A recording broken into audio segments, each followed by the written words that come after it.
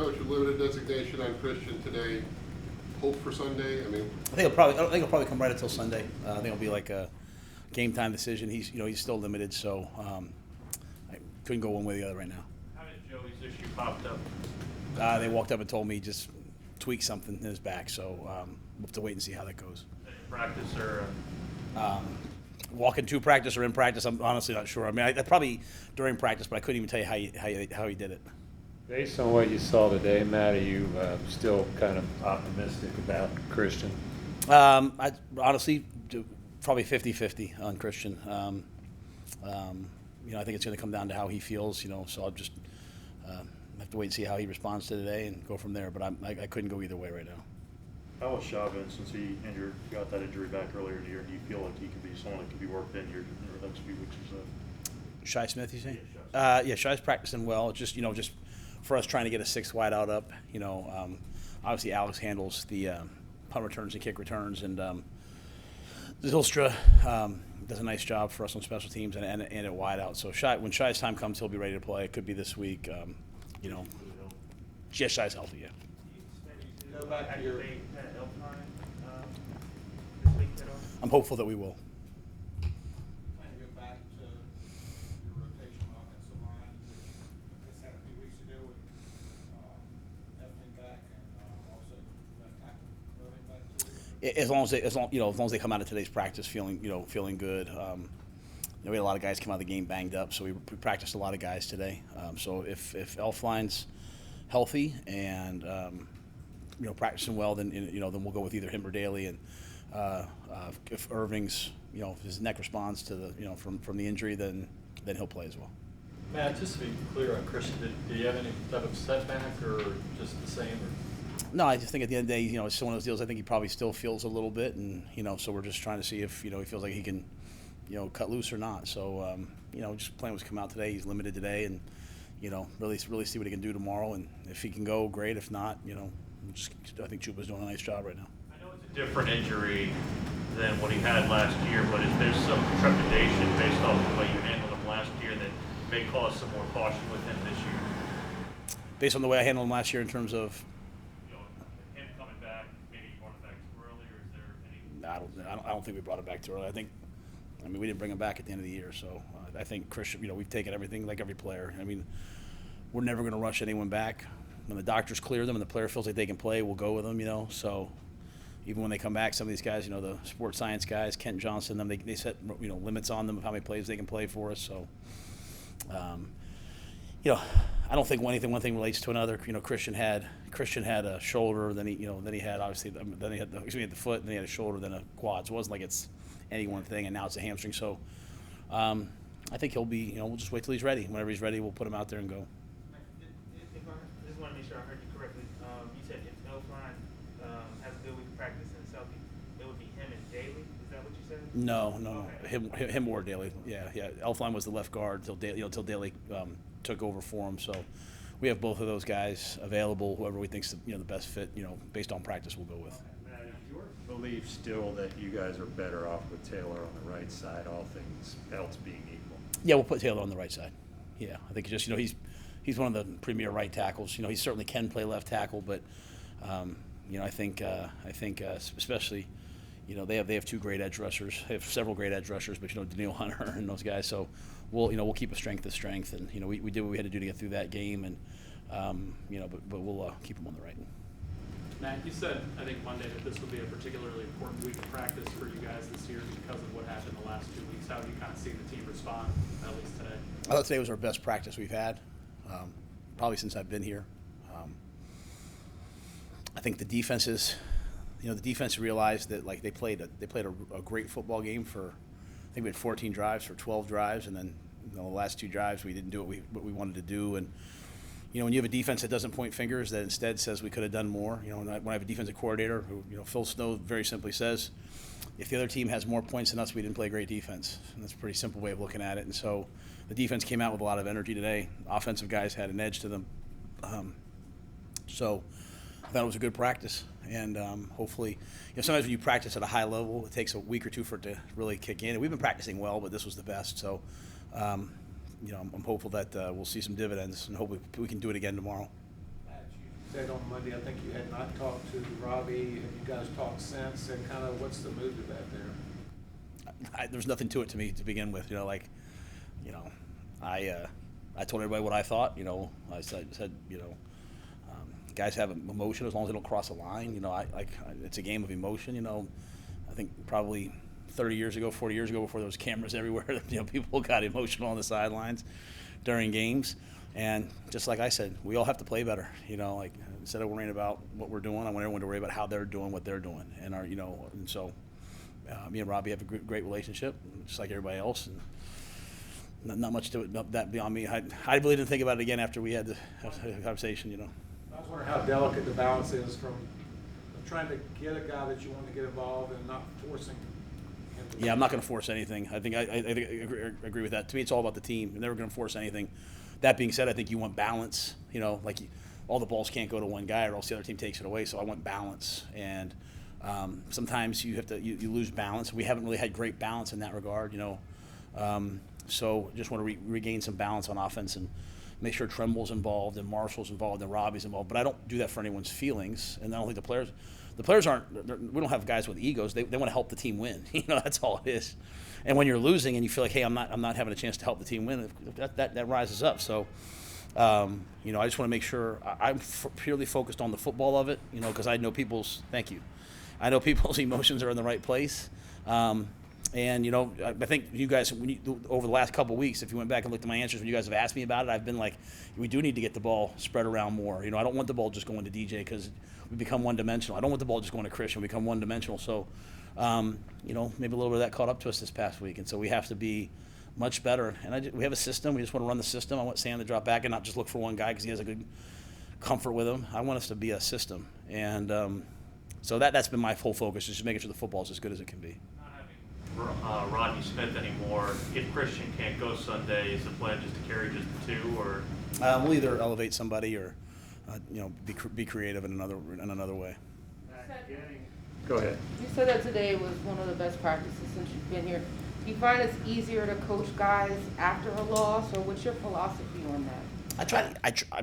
I hope. I shouldn't. I'm not perfect. I hope I coach the same. I'm a really big believer in, when you win, there's good things and bad things. When you lose, there's good things and bad things. But, I think a couple weeks ago you asked me, hey, everyone's giving you a lot of attention. And I'm like, oh, I wish they would stop. But, or I think you said people were kind of saying, hey, we're not as good as our record says. And I was like, please bring it on. To me, when you have an edge, usually you're a lot better. And, to not have played our best game this past Sunday, you hope that you have an edge and that you come out to practice. In the same regard, I was talking to Shaq today on the field, and he's not back yet, and this is in the walkthrough, and he was talking about last year and how hard we practiced even though we were losing, and I said to him, well, did it pay off for you? He's like, he's playing the best football of his career right now. So when guys also believe that practice helps them play well, there's nothing we can do right now. We can't talk. We don't need a lot of meetings, a lot of speeches. We just need to practice and prepare and then go play our best games. So I think those two things combined, guys having a little bit of an edge because we've lost. And then I think also, we know how good Minnesota is. They're a team that beat us last year in an absolutely heartbreaking loss. And then you turn on the tape and you see Jefferson and Thielen and, Dalvin Cook and, Hunter and Griffin and Harrison Smith. There's some really great players over there and a great system, and Coach Zimmer does a great job. So I think our guys know what a battle this is going to be this week. You guys get Elfline and Cam Irving back today. Those guys were two guys you signed on the first day of free agency. What did you see in them, you and Scott, at the time that maybe others around the league did not? Whatever you think of the metrics, they weren't real highly rated, PFF and that sort of thing. Yeah, I don't pay attention to PFF. I'm not saying it's not right. I can't operate in that world. Cam's a former first-round draft pick with a ton of talent, and just he's had some injury history. Hasn't ever really, I think our philosophy sort of in free agency is a lot of times is to fill big holes so that in the draft you don't have to force things. And we know you're going to need a lot of players, right? So just like at corner, we've taken we have a bunch of guys. Well, CJ's limited today and JC's out. So I just think when we have a chance to go get players that we think have a chance to help us, Elfline's a guy that can play guard but also can step in and play center. So to me, there's value there in that he can play 3 positions: right guard, left guard, and center. So I think when you're looking at veteran offensive linemen, you're looking at guys who can swing and play both sides. And if they start for you, they start for you. And if they're backups for you, you have quality backups. And so that's, that's really kind of the thought process. I think sometimes when we look at it from the outside, we're looking at everything really not in terms of roles, but in terms of, like for me, I can't have, 53 starters. It's just not, So it's, hey, what role can this guy fill? Can this guy be a starter? Can this guy be a backup? Can he be a 3-position backup? And so, and then you get here, and then we compete it out and see how well guys can play. So we've obviously made a decision the last 2 years to draft heavily, defensively. I think if you look at the guys we drafted this year offensively, between Chuba and Tommy and Marshall, those guys are starting to come through. I think offensive linemen take a little longer, so we'll have to wait and see what Brady is. I think for his first game, I think Brady, availed himself well. There's a long way for him to go, but I think he's got a chance to be a really good player. Deontay's still kind of, as I've said before, kind of growing into being a little bit slimmer. But, with Cam, I think we saw a guy with traits, length, can play multiple positions. With Elfline, we saw a guy who's really tough and smart and athletic who could play 3 positions, and went and got those guys that we thought were, good contracts for us. I guess Delvin Cook was back in practice today. What problems does he present for you guys, and what else jumps out at you about the Vikings? Well, Dalvin Cook's one of the best players in the National Football League. He's a dominant running back, and they have a great scheme. We played against him last year, and he got banged up in the game. It looked like it was going to be scary, and then he came back later and played. I mean, he's so tough. They're a wide zone team that's diversified a little bit and doing a little bit more. He can get downhill. He can get to the sideline. He catch the ball in the backfield, highly competitive. Justin Jefferson's an explosive big play threat. Kirk Cousins is playing really well. They've got a big, powerful offensive line. They drafted the left tackle in the first round who started his first game or played his first game this past week. And then they've got a really good defense. Coach Zimmer's always had, our guys, when they're talking about different defenses in the league, the guys that on my staff have been in the NFL for a long time, they'll be like, oh, that's a Zimmer defense. So, I mean, he has his defense named after him, so obviously they know how to play it well. So they're just a really well put together team. They've been in a bunch of close ball games.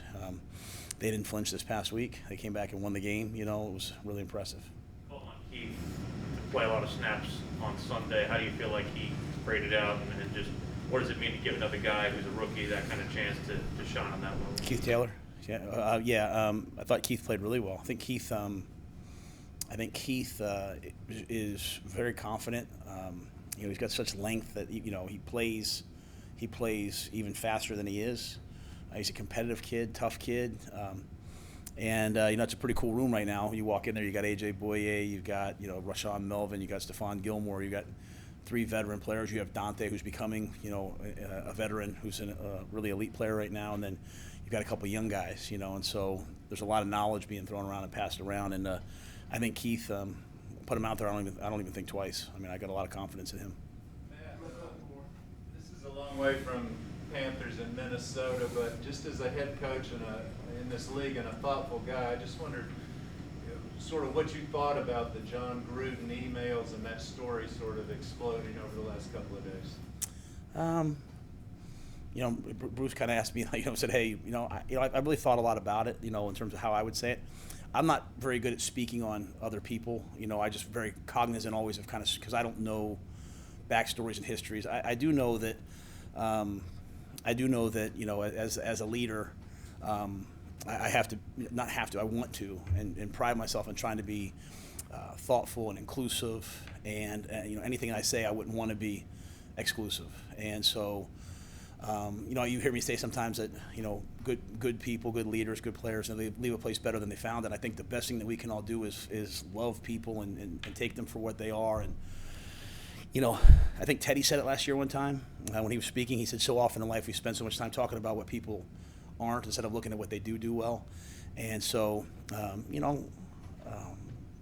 know for me, I just want to make sure that I raise my kids and I set an example around here of not being hateful, not being discriminatory, So I can't speak on anyone else. I don't pretend to know what's in people's hearts. I don't pretend to know what people said or didn't say, but I know for me, in this job, I want to represent every person, that roots for the Carolina Panthers, and I want to be, inclusive, and I want to. At the end of the day, it sounds funny to hear a football coach sometimes say it, but I believe in love and the spirit of community and all those different things, and so we spend so much time in our lives finding the things that differentiate us, and there's so many things that bring us all together. We sit there. We go out 2 weeks ago when we could just leave it closed. We go out there for the. We went out there for the cancer. I forget what it's called. I'm sorry. Crucial catch. Thank you. I'm sorry. I always wear two pink ribbons, and one for my mother when she was diagnosed with breast cancer, one for my wife's mother who lost her battle with breast cancer. And I always talk about that because we can sit in that room and you can find, players, coaches, old, young, white, black, northern, southern, east, west, all these different things that divide us. But when I say that one of the hardest days of my life was when my mom had cancer, there's a lot of other guys that feel the same thing. So that's a long way of saying, I don't know what's in other people's hearts, and I know I'm not perfect, but as best I can, I want to make sure that that I'm inclusive and care a lot about people and find the things that bring us together instead of differentiate us. So that's the shame of all that that's happening right now. And but I know there's a lot of good people out there that are working to make our place, our world better. So. I just wanted to ask about the Vikings defense. You had mentioned already. Obviously, they've got some really good guys on the edge, and it seems like they really sort of stepped up their play the past couple of weeks. Overall, what are your impressions of that defense, particularly that front seven? Yeah, I think they're playing great. Obviously they got Barr back last week. To me, when you have guys banged up and they come back, obviously it makes a big difference. We're gonna, we love the guys that are playing for us, but every time we get a guy back who's been trained by us, we love it. And so, I think that they defend the run at a high level. They don't give you anything. They don't give you big plays. They're sacking the quarterback, which has obviously been a bit of an Achilles heel for us right now in terms of protecting the quarterback. And they can rush the passer. They have multiple blitz looks, but it's really fun to watch them because they play the game, the right way. They strike. They play with their hands. They get off blocks. They're really physical.